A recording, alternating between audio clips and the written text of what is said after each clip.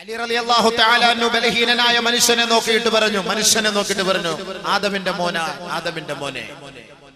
മഹാനായ അലി റളിയല്ലാഹു തആല അൻഹു പറയുകയാണ്, യബ്ന ആദം, ആദമിന്റെ മോനെ, ഫഖീ മിസ്കീനുൻ ഇബ്ന ആദം, ആദമിന്റെ മോൻ മിസ്കീനാണ്, മിസ്കീൻ ഇബ്നു ആദം. മിസ്കീൻ വല്ലാഹി അന്ത മിസ്കീൻ യാ അഖീ. മിസ്കീൻ എന്ന് പറഞ്ഞാൽ അതിന്റെ അർത്ഥം എന്താ? ലാ ദിർഹമ വലാ ദീനാർ മാഫി ഫുലൂസ്, ഒന്നുമില്ല, സംഭവം കയ്യിലൊന്നുമില്ല. സാധാരണ നമ്മൾ മിസ്കീൻ എന്ന് പറയുന്നത് അവരെയാണ്, കയ്യിലൊന്നുമില്ലാത്തവരെ കുറിച്ചാണ് മിസ്കീൻ എന്ന് പറയുന്നത്. ഉള്ളത് എന്തെങ്കിലും ഇട്ടോണം. നമ്മൾ റമളാൻ മാസത്തിൽ കിട്ടുന്ന സ്വതക്കയ്ക്ക് വലിയ കൂലിയാണ്. ബഹുമാനപ്പെട്ട അലി റളിയല്ലാഹു തആല പറയുന്നു, മിസ്കീൻ ഇബ്നു ആദം, ആദമിന്റെ മോനെ നീ മിസ്കീനാണ്, മിസ്കീനാണ്. 50 കോടിയുടെ ഉടമസ്ഥനെ നോക്കിയിട്ട് അലി റളിയല്ലാഹു തആല പറയാ, നീ മിസ്കീനാണെന്ന്. എന്തേ കാരണം? തൂലിമുൽ ബഖാ വതഖ്തുലുഹു ശരിഖാ വതൻദിനുൽ അറഖാ. ആദമിന്റെ മകനെ നോക്കിയിട്ട് ബഹുമാനപ്പെട്ട അലിയാര് തങ്ങൾ പറയുകയാണ്, ആദമിന്റെ മോനെ നീ മിസ്കീനാണ്, നീ ഒന്നുമില്ലാത്തവനാണ്, നിനക്കൊന്നും ചെയ്യാൻ കഴിയാത്തവനാണ്. കാരണം എന്തെന്നറിയുവോ? മിസ്കീൻ ഇബ്നു ആദം തൂലിമുൽ ബഖാ, മൂട്ട നിന്നെ വേദനിപ്പിക്കുന്നു, വതഖ്തുലുഹു ശരിഖാ, സൂര്യൻ നിന്നെ കൊന്നുകളയുന്നു, വതൻദിനുൽ അറഖാ, സൂര്യന്റെ ആഘാതത്തിൽ വിയർത്തൊലിക്കുന്ന മനുഷ്യന്റെ ശരീരത്തിൽ നിന്ന് നിർഗളിക്കുന്ന വിയർപ്പിന്റെ തുള്ളി നിന്നെ ദുർഗന്ധത്തിലേക്ക് കൊണ്ടുപോകുന്നില്ലേ ആദമിന്റെ മോനെ? ഒരു ദിവസം നീ കുളിച്ചില്ല എങ്കിൽ, നിന്റെ ശരീരത്തിൽ സുഗന്ധദ്രവ്യം നിങ്ങൾ പൂശിയില്ല എങ്കിൽ, നല്ല വസ്ത്രം ധരിച്ചില്ല എങ്കിൽ, പരിസരത്ത് പോയി നിൽക്കാനോ, നീ പല്ല് തേച്ചില്ല എങ്കിൽ ആരോടെങ്കിലും സംസാരിക്കാനോ നിനക്ക് കഴിയുമോ? ഒരു കൊതുക് കടിച്ചാൽ, ഒരു മൂട്ട കടിച്ചാൽ നിന്നെ കൊണ്ട് നിയന്ത്രിക്കാൻ കഴിയുമോ? മനുഷ്യ, ഈ കൊതുകിന്റെ മുന്നിൽ നീ നിന്ദ്യനല്ലേ? ഇന്ന് പടർന്ന് പന്തലിച്ചു കൊണ്ടിരിക്കുന്ന ഡെങ്കിപ്പനി പടർത്തുന്നതാരാ? മനുഷ്യനാണോ? കൊലകൊമ്പന്മാരാണോ? കുടുംബക്കാരാണോ? അല്ല അല്ല, ആർക്കും വേണ്ടാത്ത ഒരു കൊതുകല്ലയോ, കൊതുകല്ലയോ? ആ കൊതുകിനെ തന്നെയാണ് പടച്ച തമ്പുരാൻ ഖുർആനിൽ ഉപമിച്ചത്. മക്ക മുശ്രിക്കീങ്ങൾ ചോദിച്ചു, മുഹമ്മദേ, നിന്റെ റബ്ബിന് വിവരമില്ലല്ലോ? പരിശുദ്ധ ഖുർആൻ എന്ന് പറഞ്ഞിട്ട് കൊതുകിനെ ആണല്ലോ ഉപമിച്ചത്. ആനയുണ്ടായിട്ട്, ഒട്ടകമുണ്ടായിട്ട്, കുതിരയുണ്ടായിട്ട് ആ ഒട്ടകത്തെയോ ആനയോ ഉപമിക്കാതെ അല്ലാഹു ഉപമിച്ചത് ഒരു കൊതുകിനെ അല്ലയോ? ഇന്നല്ലാഹ ലാ യസ്തഹീ يضرب مثلا ما بعوضا فما فوقها. ഇന്ന് ലോകത്ത് ആകമാനം ഭയപ്പെടുന്നത് കൊതുകിനെയല്ലേ, കൊതുകിനെയല്ലേ? 50 ലക്ഷത്തിന്റെ വീട് കെട്ടിപ്പൊക്കിയിട്ട് ഇന്റീരിയൽ വർക്കെല്ലാം ലക്ഷക്കണക്കിന് രൂപ കൊടുത്ത് ചെലവ് ചെയ്തിട്ട് കേവലം 80 രൂപയുടെ 100 രൂപയുടെ കൊതുകു വല വാങ്ങി അവന്റെ കട്ടിലിൽ പൊതിയുന്നില്ലേ മനുഷ്യൻ? 50 ലക്ഷത്തിന്റെ 60 ലക്ഷത്തിന്റെ വീട് വെക്കും. എന്നിട്ട് എന്താ ചെയ്യുക? അവസാനം കൊതുകുവല. എത്ര റുപ്യ? 100 റുപ്യ, അല്ലെങ്കിൽ 80 റുപ്യ, 100 റുപ്യ, 80 റുപ്യ കൊതുകുവല. ആ കൊതുകുവല കൊണ്ടുവന്ന് കട്ടിലിന് ചുറ്റും ഇങ്ങനെ ഇരിക്കും. എന്തിന്? ഉറങ്ങാൻ വേണ്ടി, സ്വസ്ഥമായിട്ട് ഇറങ്ങാൻ വേണ്ടി. 80 റുപ്യ, 50 ലക്ഷത്തിന്റെ ഉടമസ്ഥൻ പോലും കൊതുകിനെ പേടിക്കുന്നു. ഇല്ലെങ്കിൽ മറ്റേ സുനാപ്പി കൊണ്ടുവച്ച് ഫിറ്റ് ചെയ്യുന്നു. എന്താ അതിന്റെ പേര്? ഗുഡ് നൈറ്റോ, ഗുഡ് മോർണിംഗോ, ഗുഡ് ഈവനിങ്ങോ കൊണ്ട് ഫിറ്റ് ചെയ്യുന്നു. കൊതുവല്ല ചാവുന്നത്, നമ്മളാ ചാവുന്നത്. അപ്പൊ റാഹത്താട്ട് കൊതുവിന്റെ കയ്യിൽ നിന്ന് കൈക്കൂലി വാങ്ങിയിട്ട് ആ കമ്പനിക്കാരാ മരുന്നിറക്കിയത്. അതുകൊണ്ട് റാഹത്താട്ട് അതുകൊണ്ട് കുത്തുമ്പോൾ നമ്മൾ നല്ല മയങ്ങി കിടന്നു കൊടുക്കും. സ്വസ്ഥമായി അത് വന്നിരുന്ന് കുടിച്ച് രക്തം എടുത്തുകൊണ്ട് അതങ്ങ് പൊയ്ക്കോളും. മറ്റേ ഉണർന്നു കിടന്നാൽ ഒരൊറ്റ അടി അടിക്കൂലേ? അപ്പൊ അതുകൊണ്ട് നമ്മളാണ് മയങ്ങിപ്പോണത്, കൊതുക് മയങ്ങൂല. അത് വിവരമില്ല ആളുകൾക്ക്, മനസ്സിലാകാത്തതുകൊണ്ടാ. കൊതുവിനെ കുറിച്ച് നബി തങ്ങൾ പോലും പറഞ്ഞു, ഇന്നൽ ബഊളത തഹ്യാ മാ ജാഅത്. ഹബീബ റസൂലുള്ളാഹി തങ്ങൾ പറഞ്ഞു, കൊതുക് അത് വിശക്കുന്ന സമയത്താണ് അത് ജീവിക്കുന്നത്. അത് വയറ് നിറഞ്ഞു പോയാൽ അത് ചത്തുപോകും. അതുകൊണ്ട് വിശപ്പ് സഹിക്കുമ്പോ ആ കൊതുക് ജീവിക്കുന്നു. ശരിയല്ലേ? നമ്മുടെ ശരീരത്തുകാരിൽ കൊത്തിയിട്ട് നല്ല വലിച്ചെടുത്ത് സെറിഞ്ച് വെച്ച് വലിച്ച് വയറ് നിറച്ചു കഴിഞ്ഞാൽ കൈ അനക്കിയാലൊന്നും അനങ്ങൂല. സാധനം ഒരൊറ്റ അടി അടിക്കുമ്പോ രക്തം ഇങ്ങനെ ഒലിക്കും. അതല്ലാത്തത് ഇങ്ങനെ ഒന്ന് പിടിച്ചു നോക്കിയാൽ കിട്ടൂല. ഒരൊറ്റ പാച്ചിലാണ് പായ, ഒരൊറ്റ പാച്ചിലാണ് പായ അല്ലേ? കാരണം എന്താ? അത് വിശന്ന് കിടക്കുന്ന കാലത്തോളം അതിന് ദീർഘായുസ് കിട്ടും. അതുകൊണ്ടാണ് നോമ്പും. ഡോക്ടർ പറയുന്നത് എന്താ? കൂടുതൽ തിന്നാല്, ബീഫ് ബർവലും പത്തലും കൂടുതൽ തിന്നു കഴിഞ്ഞാൽ പെട്ടെന്ന് ICUവിൽ പോകേണ്ടി വരും. അത് ഒഴിവാക്കാവുന്നുണ്ടെങ്കിൽ കുറച്ചു കാലം കൂടെ റാഹത്തായിട്ട് ജീവിക്കാം. നല്ല പെട്ടെന്ന് കയറിയിട്ട് അകത്ത് പിടിക്കും എന്റെ ഈ കട്ട കൊളസ്ട്രോൾ എന്ന് പറഞ്ഞ സാധനം. അതിനുള്ള പട്ടിണി, നിരാഹാര ചികിത്സ, ആയുസ് വർദ്ധിക്കും.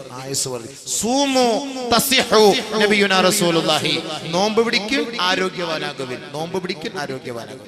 അപ്പൊ ഈ കൊതുക് എന്ന് പറയുന്നത് ലോകം മൊത്തം വ്യാപിപ്പിക്കുന്നു, പനി പടർത്തുന്നു അല്ലെ? ഈ കൊതുക് കേവലം ഒരു ചെറിയൊരു കൊതുകാണ്. ഇന്നിപ്പോ ഡെങ്കിപ്പനി എന്ന് പറഞ്ഞ സാധനം പടർത്തുന്നത് ആരാ? കൊതുക്. അപ്പൊ ഈ കൊതുകിനെ ശുദ്ധിയാക്കാൻ വേണ്ടി ഇസ്ലാം പഠിപ്പിക്കുന്നു.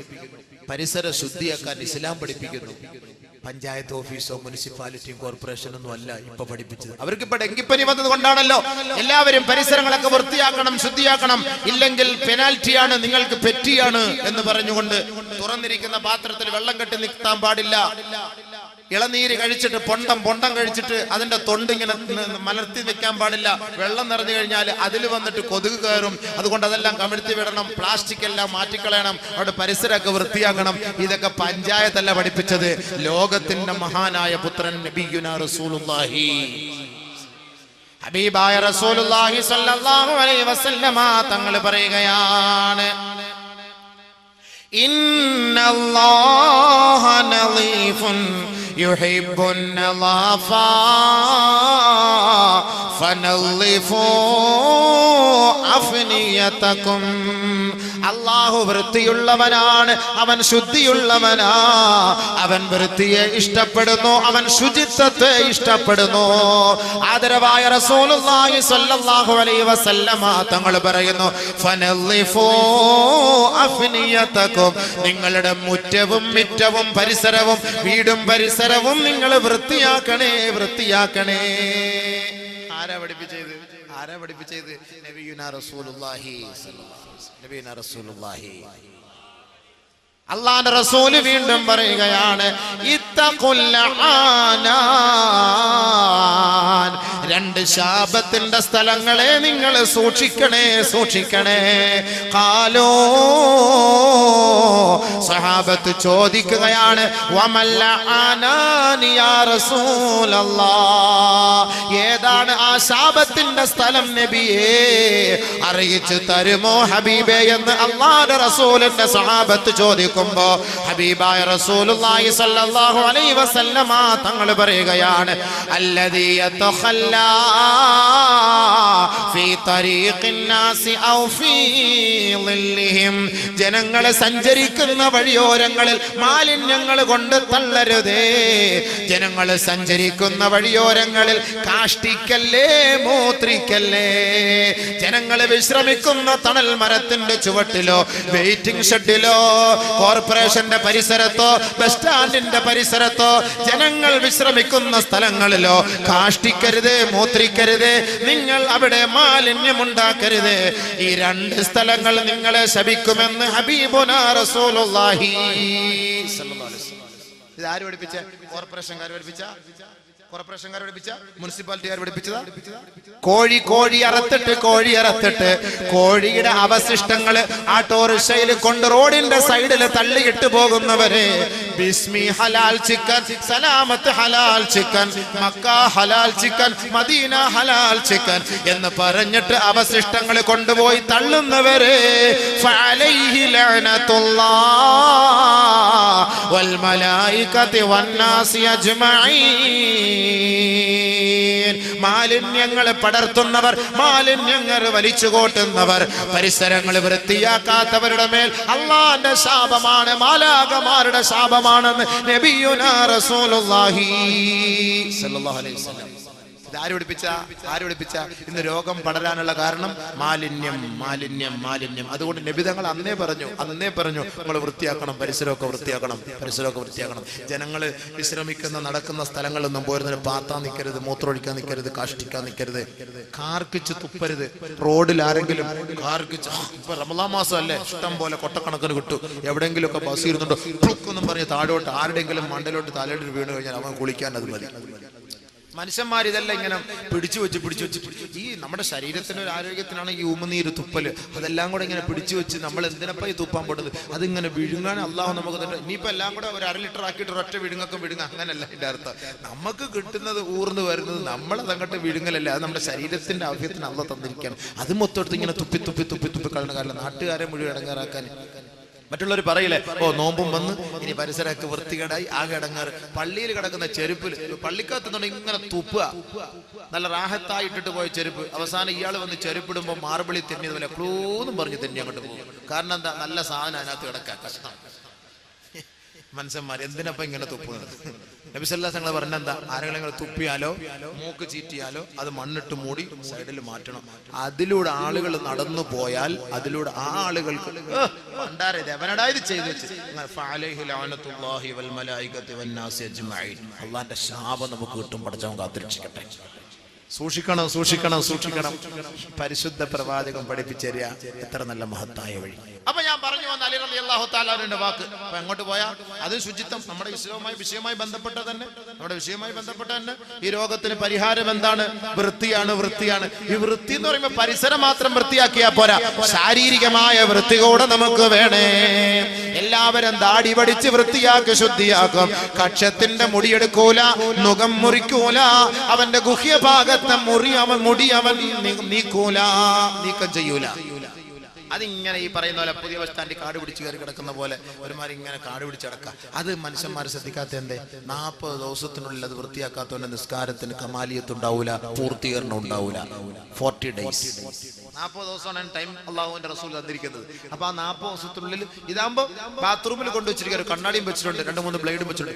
ഇങ്ങനെ തോണ്ടി ഇരിക്കലല്ലേ, അത് പ്രശ്നമില്ല.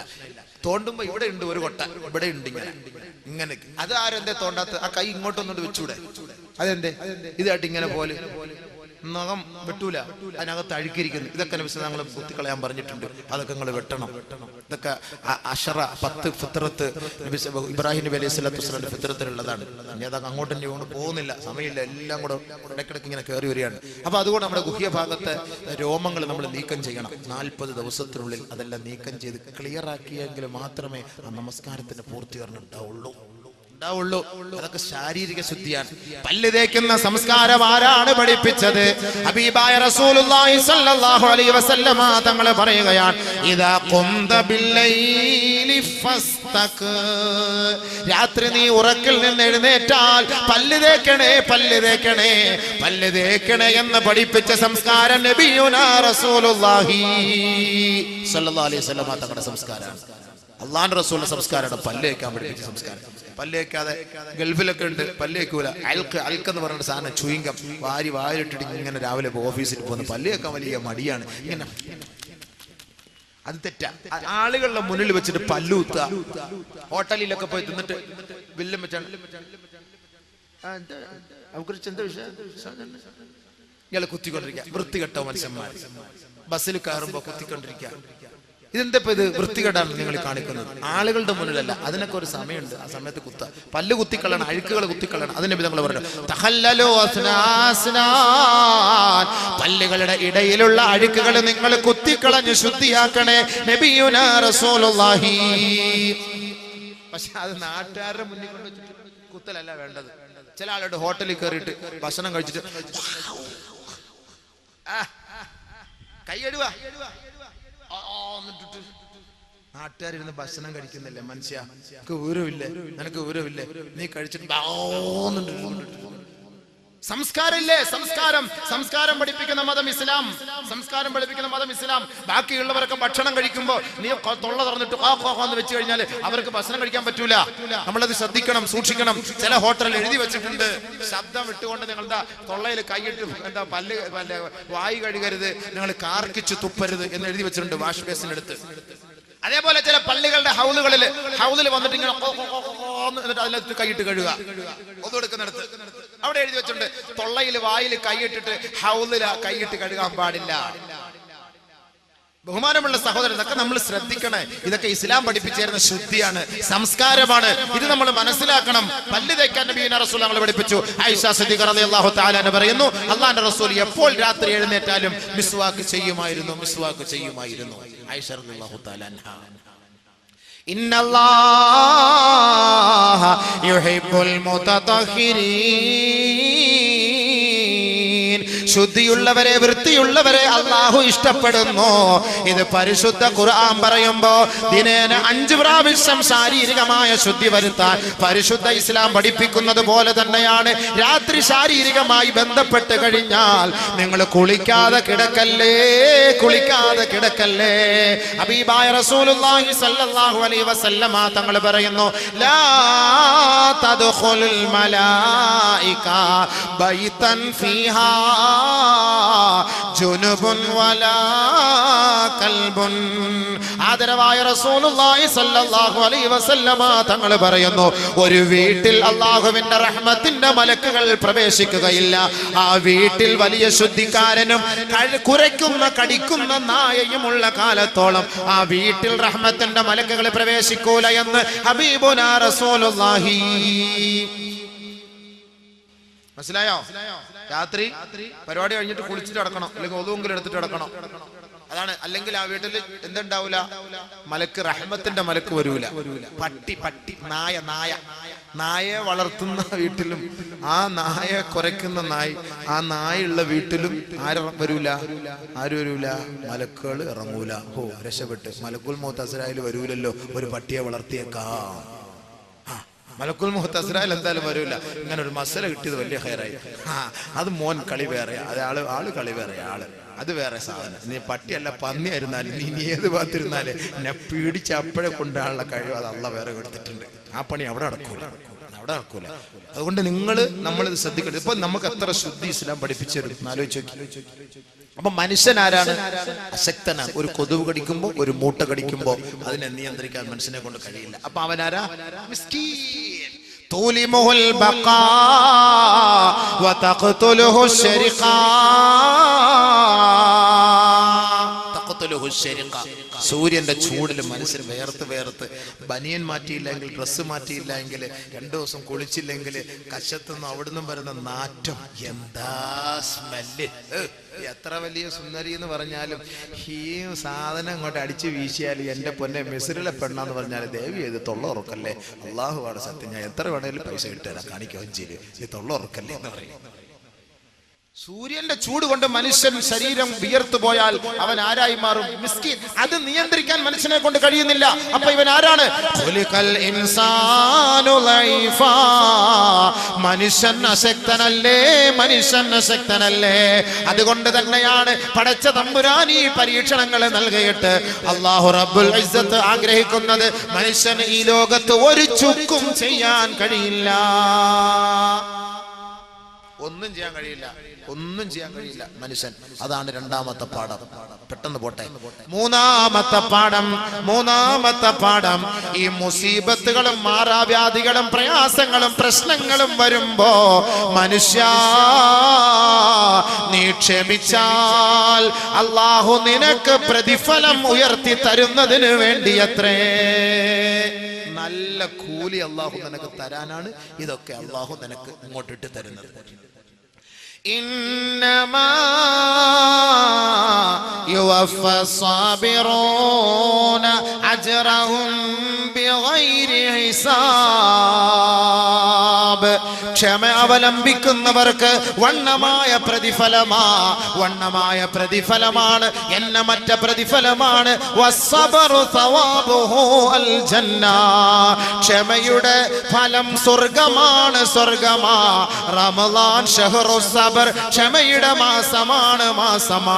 ആ റമളാനിന്റെ മാസത്തിൽ ആരൊരാൾ ക്ഷമിക്കുന്നുവോ അല്ലാഹു അവർക്ക് നൽകുന്ന ഫലം സ്വർഗമാണ്. പരിശുദ്ധ ഖുർആനിൽ അല്ലാഹു സബർ ചെയ്തവർക്ക്, ക്ഷമിച്ചവർക്ക്, ക്ഷമ അവലംബിച്ചവർക്ക് പടച്ച തമ്പുരാൻ ഖുർആനിലൂടെ നമ്മെ അറിയിക്കുന്ന ഓരോ ആരാമങ്ങൾ ഏതൊക്കെയാണ്?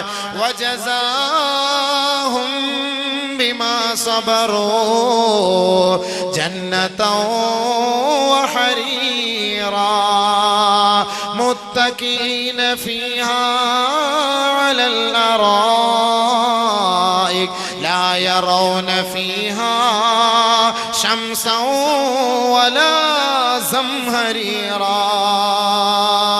ആരൊരാള് ബുദ്ധിമുട്ടും പ്രയാസങ്ങളും വരുമ്പോ, മാരകമായ രോഗങ്ങൾ വരുമ്പോ, മാനഹാനി വരുമ്പോ, ശാരീരികമായി ക്ഷീണിതനാകുമ്പോ, മാനസികമായി നഷ്ടമനുഭവപ്പെടുമ്പോ, സാമ്പത്തികമായി തകർന്നു പോകുമ്പോ, സർവവും റബ്ബിലേക്ക് സമർപ്പിച്ചുകൊണ്ട് ക്ഷമിച്ചാൽ ജസാഹും ബിമാ സബറൂ ജന്നതൻ വഹരീറാ, സ്വർഗവും അതിലെ പട്ടുടയാടകളും അല്ലാഹു അവർക്ക് നൽകുമെന്ന് ഖുർആൻ.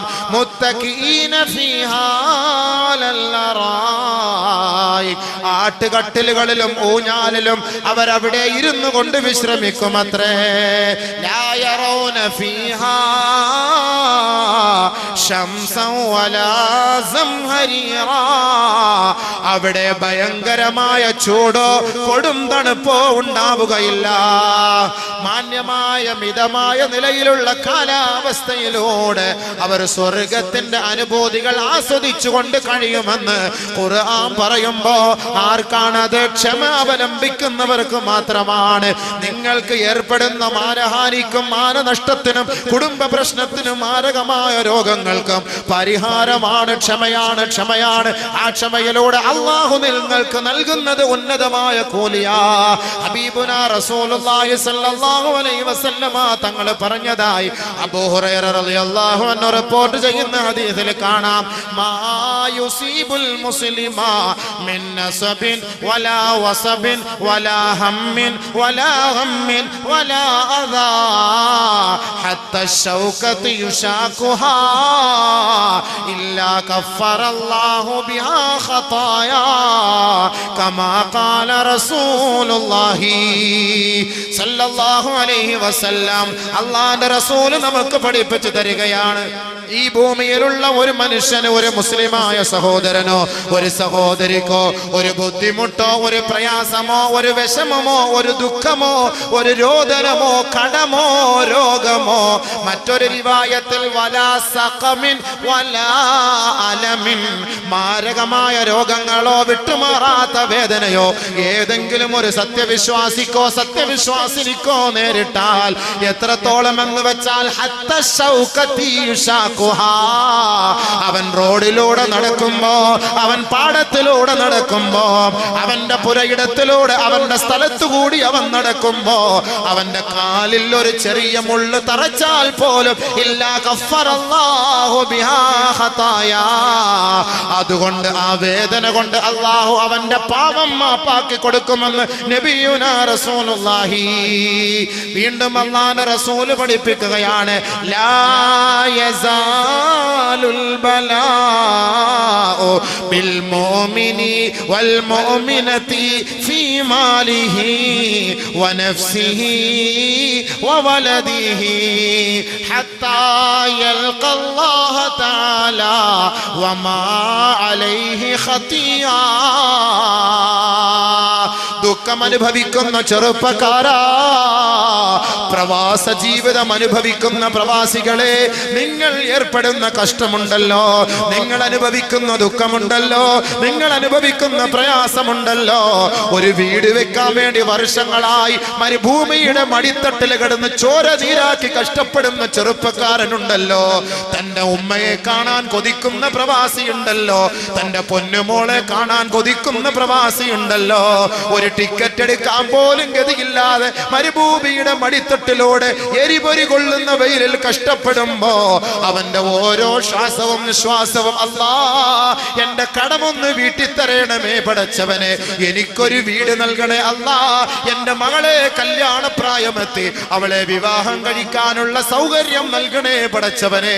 തന്റെ ഭാര്യയെ പോലും മറന്നുകൊണ്ട് എത്രയെത്ര യുവത്വം തുളുമ്പുന്ന ചെറുപ്പക്കാരാണ് തന്റെ ഭാര്യയുടെ സുഖം പോലും മറന്നുകൊണ്ട് മരുഭൂമിയുടെ കൊടുംവെയിലിൽ കിടന്ന് കഷ്ടപ്പെടുന്നത്. ആ ചെറുപ്പക്കാരനെ നോക്കിക്കൊണ്ടാണ് അല്ലാഹുവിന്റെ റസൂൽ പറഞ്ഞത്, ദുഃഖിക്കരുതേ, പ്രയാസപ്പെടരുതേ. ശാരീരികമായി, മാനസികമായി, സാമ്പത്തികമായി ഏതെങ്കിലും ഒരു മുസ്ലിം സഹോദരനോ സഹോദരിക്കോ വല്ല ന്യൂനതകളോ വിഷമങ്ങളോ തട്ടിയാൽ അള്ളാന്റെ ദർബാറിലേക്ക് അവരെത്തുമ്പോ വമാ അലൈഹി ഖതിയാ, അവർക്കൊരു പാപവും ഉണ്ടാകാതെ നേരെ സ്വർഗത്തിലേക്കാണ് മലക്കുകൾ അവരെ ആനയിച്ചു കൊണ്ടുപോവുക. അത് മതിയല്ലോ നമുക്ക് വലുത്, അതല്ലേ നമുക്ക് വലുത്. നമ്മുടെ നോമ്പ് എന്തിനാണ്, നമ്മുടെ നമസ്കാരം എന്തിനാണ്, നമ്മുടെ ഖുർആൻ പാരായണം എന്തിനാണ്, നമ്മുടെ ഈ പ്രഭാഷണം എന്തിനാ? ദുനിയാവിലെ നൈമിഷികമായ ജീവിതത്തിന് വേണ്ടിയല്ല, ആഖിറത്തിന്റെ അനശ്വരമായ ഭവനത്തിന് വേണ്ടിയാണ്. ദുനിയാവിൽ നമുക്ക് കുറഞ്ഞു പോയാൽ നീതിമാനായ പടച്ച തമ്പുരാൻ ആഖിറത്തിൽ നമുക്ക് വണ്ണമായ പ്രതിഫലം നൽകുമെന്ന് ലോകത്തിന്റെ ഹബീബായ മുത്തളി മുഹമ്മദ് മുസ്തഫ റസൂലുള്ളാഹി. അതുകൊണ്ട് ദുഃഖിക്കരുതേ, പ്രയാസപ്പെടരുതേ. ഈ ദുഃഖവും ഈ പ്രയാസവും ഈ മാരകമായ രോഗങ്ങളും അല്ലാഹു നൽകുന്നത് സ്വർഗത്തിന്റെ പദവികൾ അധികരിപ്പിക്കാനാ. അതുകൊണ്ട് ആരും പറയരുത് ഉസ്താദേ വർഷങ്ങളായി കിടക്കുന്നത് മരിക്കുന്നുമില്ല, എന്താ വല്ലാത്ത രോഗം ഉസ്താദേ. ഓരോ വീട്ടിൽ പോകുമ്പോ ഓരോ ചങ്ങാതിമാര് പറയും, സുഖമില്ലാതെ കിടക്കുന്നവർ പറയും, എന്താണ് വല്ലാത്ത ബുദ്ധിമുട്ട് ഉസ്താദേ, മരിച്ചു കിട്ടിയാൽ മതി, മരിച്ചു കിട്ടിയാൽ മതി, ഈ രോഗം കൊണ്ട് സഹിക്കാൻ വേദന, വല്ലാത്ത വേദന. എന്ത് വേദനപ്പാ നിനക്ക്? ഈ വേദനയുടെ പേരിൽ നിനക്ക് അല്ലാഹ് കൂലി എഴുതല്ലേ, കൂലി എഴുതല്ലേ? ഹബീബായ റസൂലുള്ളാഹി സ്വല്ലല്ലാഹു അലൈഹി വസല്ലമ തങ്ങൾ പറയുന്നു, ലാ യതമന്നയന്ന അഹദുകും അൽ മൗത ലിദുർരിൻ അസാബ്. ഒരു ബുദ്ധിമുട്ടോ പ്രയാസങ്ങളോ രോഗമോ മനോദുഃഖമോ കടമോ പ്രയാസമോ ദാരിദ്ര്യമോ വിഷമമോ ഉണ്ടായാൽ അതിന്റെ പേരിൽ നീ മരണത്തെ ആഗ്രഹിക്കരുതേ. നബിയിന റസൂലുള്ളാഹി.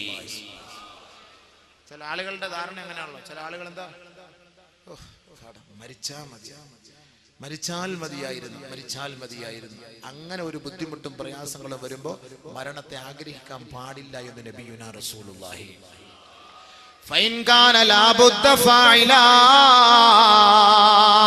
ഇനി മരണമല്ലാതെ എന്റെ മുന്നിൽ മറ്റു മാർഗമൊന്നുമില്ല എങ്കിൽ അവൻ 2 റക്അത്ത് റബ്ബിന്റെ കോടതിയിൽ നമസ്കരിച്ചുകൊണ്ട് അവൻ അല്ലാഹുവിനോട് പ്രാർത്ഥിച്ചു കൊള്ളട്ടെ, അല്ലാഹുമ്മ ഇൻ കാനത്തിൽ ഹയാതു ഖൈറൻ ലീ, അല്ലാഹുമ്മ അഹീനി ഇൻ കാനത്തിൽ ഹയാതു ഖൈറൻ ലീ വതവഫനി ഇദാ കാനത്തിൽ മമാതു ഖൈറൻ ലീ. അല്ലാഹുവേ, എന്റെ ശാരീരികമായ രോഗം എന്നെ വല്ലാണ്ട് അലട്ടുന്നു പടച്ചവനെ, ഞാൻ വല്ലാണ്ട് ദുഃഖത്തിലാണ് അല്ലാ, വല്ലാതെ പ്രയാസത്തിലാണ് അല്ലാ പടച്ചവനെ, ഞാൻ ലോൺ എടുത്ത് നശിച്ചു പോയി പടച്ചവനെ. നാളെ നേരം വെളുക്കുമ്പോ എന്റെ വീടിന്റെ ഉമ്മറപ്പടിയിൽ ആ ബാങ്കിൽ നിന്ന് ബാങ്കുകാരും ജീവനക്കാരും ജപ്തി നോട്ടീസുമായി വരും അല്ലാ, എനിക്ക് സഹിക്കാൻ കഴിയില്ല അല്ലാ.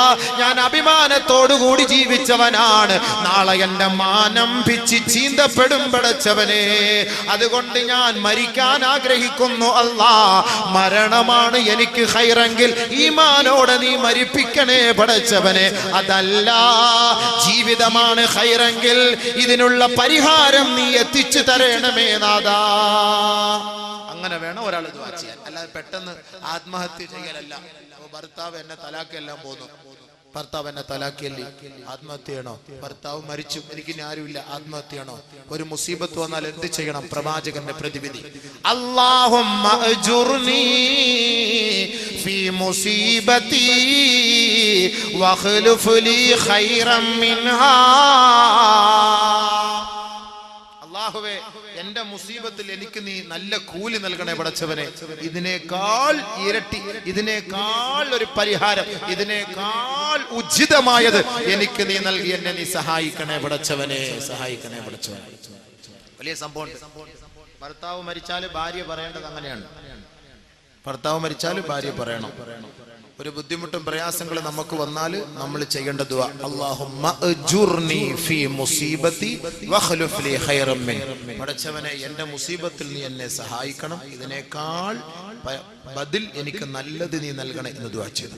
ഉമ്മു സൽമ റളിയല്ലാഹു തആല ദുആ ചെയ്തു. ഭർത്താവ് മരിച്ചപ്പോൾ ദുആ ചെയ്തു, എന്റെ മുസീബത്തിൽ എന്നെ സഹായിക്കണേ. ആദരവായ റസൂലുള്ളാഹി സ്വല്ലല്ലാഹു അലൈഹി വസല്ലമ തങ്ങൾ പിന്നീട് അവരെ വിവാഹം കഴിച്ചു. എന്റെ ഭർത്താവിനേക്കാൾ ഉചിതമായത് എനിക്ക് നൽകണേ എന്ന് അള്ളാന്റെ റസൂലിനെ കൊണ്ട് അവർ പറഞ്ഞ് സന്തോഷിച്ചു. നബിതങ്ങളുടെ സദസ്സിൽ നിന്ന് വന്ന് എന്റെ ഭർത്താവ് എനിക്ക് ഈ ദുആ പഠിപ്പിച്ചു തരുമായിരുന്നു. ഒരു മുസീബത്ത് വരുമ്പോൾ അല്ലാഹുമ്മ അജുർനി ഫീ മുസീബതി വഖ്ലുഫ് ലി ഖൈറൻ മിൻ, എന്റെ മുസീബത്തിൽ എന്നെ സഹായിക്കണേ, ഇതിനേക്കാൾ ഉപരി എനിക്ക് നൽകണേ, നല്ലത് നൽകണേ എന്ന് പറയുമ്പോൾ ഞാൻ അങ്ങനെ, ഈ എന്റെ ഭർത്താവ് മരിച്ചപ്പോൾ ഞാൻ അങ്ങനെ ദുആ ചെയ്തു. എനിക്ക് അള്ളാന്റെ റസൂലിനെ കിട്ടി. ഭാഗ്യല്ലേ നമ്മളതിനെ ദുഃഖിക്കുന്നത്, നമ്മളതിനെ പ്രയാസപ്പെടുന്നത്? ഇങ്ങനെ ആത്മാർത്ഥമായി പറഞ്ഞുകൊണ്ടേയിരിക്കും, അല്ലാഹു രക്ഷപ്പെടുത്തും, പരിഹാരം വന്നു തരും. അതിന് മനുഷ്യന് സൈക്കിൾ, അതൊന്നും പെട്ടെന്ന് കാര്യം നടക്കണം, അത് വലിയ പാടാ. പെട്ടെന്ന് കാര്യം ആദ്യം ഓതി ആയത്ത ഹത്താ സുൽസിലു, സഹാബാക്കൾ പോലും, നബിയും സഹാബാക്കൾ പോലും حتى يقول الرسول والذين آمنوا معه متى نصر الله. എപ്പോഴാണ് അള്ളാഹുവിന്റെ സഹായം എന്ന് അവരിങ്ങനെ ആശിച്ചു പോയി, ആഗ്രഹിച്ചു പോയി. അലാ ഇന്ന നസ്റല്ലാഹി ഖരീബ്. ദുഃഖിക്കണ്ട, നിങ്ങളുടെ ദുആയുടെ ബർക്കത്ത് അള്ളാഹു നിങ്ങൾക്ക് പെട്ടെന്ന് എത്തിച്ചു തരും, അറിയിച്ചു തരും. നിങ്ങൾ വിഷമിക്കണ്ട, നിങ്ങൾ പ്രയാസപ്പെടണ്ട. അപ്പൊ അല്ലാഹു സുബ്ഹാനഹു വ തആല നമുക്ക് ഈ രോഗങ്ങളും ഈ ബുദ്ധിമുട്ടും തരുന്നത് എന്തിന്? സ്വർഗ്ഗത്തിൽ പദവി കൂട്ടാൻ. ഒരു ഹദീസ് കൊടുക്കട്ടെ. ജാബിർ റളിയല്ലാഹു അൻഹു റിപ്പോർട്ട് ചെയ്യുന്ന ഹദീസ്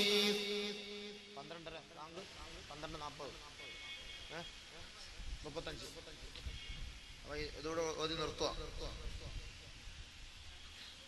ഇതിനൊക്കെ വേറെ പരിഹാരമുണ്ട്. വേറെ ഇനി ഇതൊക്കെ എന്തുകൊണ്ടുണ്ടാകുന്നു എന്നുള്ളത്, ഈ പരീക്ഷണങ്ങൾ എന്തുകൊണ്ടുണ്ടാകുന്നു, പ്രകൃതിക്ഷോഭം എന്തുകൊണ്ടുണ്ടാകുന്നു, മാരക രോഗം എന്തുകൊണ്ടുണ്ടാകുന്നു, അതിന് വേറെ ഹദീസുണ്ട്.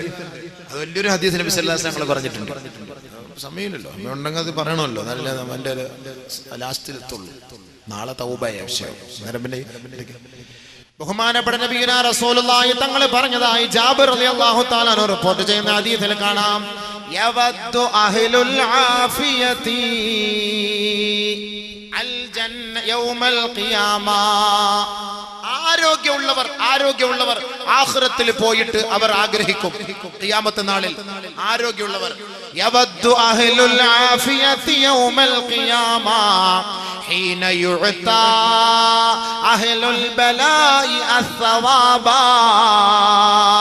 ദുനിയാവിൽ പരീക്ഷണത്തിന് വിധേയരായവർക്ക്, ദുനിയാവിൽ വർഷങ്ങളായി വാട്ടർ ബെഡിൽ കിടന്ന് കഷ്ടപ്പെട്ടവർക്ക്, ദുനിയാവിൽ ക്യാൻസർ രോഗം പിടിച്ച് മരിച്ചവർക്ക്, ദുനിയാവിൽ പ്ലേഗ് രോഗം പിടിച്ച് മരിച്ചവർക്ക്, ദുനിയാവിൽ ഡെങ്കിപ്പനിയോട്, ദുനിയാവിൽ ചിക്കുൻഗുനിയ പോലുള്ള മാരകമായ രോഗങ്ങൾ കൊണ്ട് വേദന അനുഭവിച്ച് മരിച്ചു പോയവരുണ്ടല്ലോ, അവർക്ക് അല്ലാഹു സ്വർഗ്ഗത്തിൽ നൽകുന്ന പദവികൾ കണ്ടുകൊണ്ട് രോഗമൊന്നുമില്ലാതെ മരിച്ചുപോയ ആരോഗ്യവാന്മാര് പറയുമത്രേ, യവദ്ദു അഹ്ലുൽ ആഫിയതി യൗമൽ ഖിയാമ ഹീന യുഅതാ അഹ്ലുൽ ബലായി അസ്സവാബാ